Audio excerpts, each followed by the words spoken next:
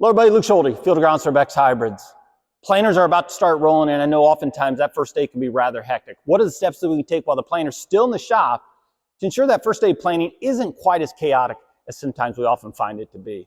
And really that revolves around planting depth, uniformity across the whole planter, as well as that clean seed furrow. We've oftentimes talked about the importance of planting depth, but are we aware of the penalties that we pay if we don't necessarily zero in on the right planting depth, which we found in PFR to be about 2 inches on corn and 1.5 inches on soybeans. With corn, maintaining that 2-inch depth is really around having that soil temperature remain much more consistent around that seed zone. If we plant shallower, expecting to get that corn up a little quicker, we're going to have more fluctuations. And when our soil temperatures get the coolest, oftentimes in the morning, we're going to have more fluctuation between the daily high and the daily low, not necessarily allowing for and providing an environment for uniform emergence. But it's also about maintaining that 2-inch or greater planting depth so that we can ensure that we can protect that nodal root system when we get into the summer months when oftentimes we can find ourselves to be hot and dry. If we plant too shallow, that nodal root system gets a little close to that soil surface and gets exposed to those drier climates that sometimes we can experience. But with soybeans, it's altogether different. That 1.5 inch depth provides us a better environment to have more nodulation efficiency. Soybeans tend to nodulate the most predominantly around the depth in which we seed. And nodules perform most consistently around that room temperature, the temperature it is in this shop right now, 70 degrees.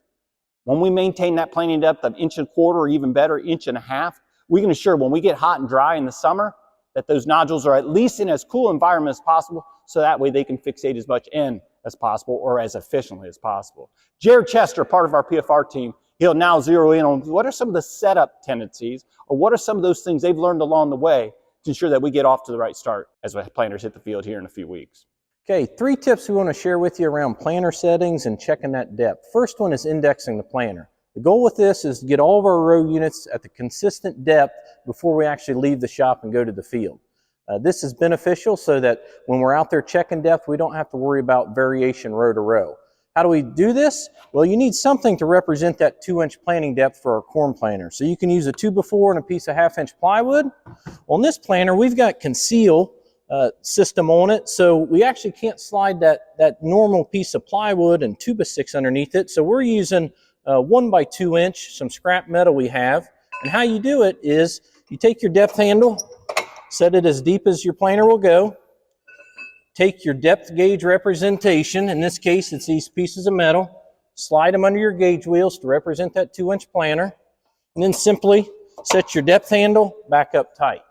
You do this across every single row of the planter. Now the planter is consistent row to row. I've seen a lot of guys take a paint marker and actually mark that initial setting. That way if things get moved throughout the season, they can still kind of zero it out or level it all out pretty simply. So that's step number 1. Tip number 2 is actually when you're out in the field checking your planting depth. And what we encourage you to do is instead of slowing down the tractor and coming to a gradual stop, coming back and then digging right behind the planter, what we actually would prefer to do is actually check the planting depth at our normal planting speed. And the reason why is we've seen in no-till conditions, really hard ground, and especially when it gets hot and dry later in the planting season, it takes more downforce at that normal planting speed, and sometimes that can impact our depth. So when you go to actually check your planting depth, don't check it right behind the planter when you've just slowed down. Instead, maybe go over a pass or two where you're running at your normal planting speed. Tip number 3 is going to help you check not only your planting depth, but also your downforce settings. And how we do that is come back here to the closing wheel tail, take the T-handle, take all the pressure off, get a ratchet strap, and ratchet strap that tail clear up off the ground. This, when we're planting, you'll be able to actually see right into the trench without the dirt being closed back on top of it. So this will allow you to really efficiently check your planting depth across a long area. Also, it'll allow you to evaluate your downforce settings. So if you look at this first picture, you can see that the trench is really crumbed in. And so this tells us that we need to apply more downforce. This next picture, you can see we've got a lot more intactness in those sidewalls. Less dirt actually in the trench, but also we see a little bit of fracturing in those sidewalls, and that's a good thing. So this is about the ideal downforce setting here in this picture. You want to be able to take your knife or your seed depth finder and be able to push in the side of that trench and really be able to pry it open and crack it apart. So hopefully these 3 tips have helped you in terms of getting ready for that first day of planting. If you've got any questions, please feel free to call me. Thanks for watching. Have a great day.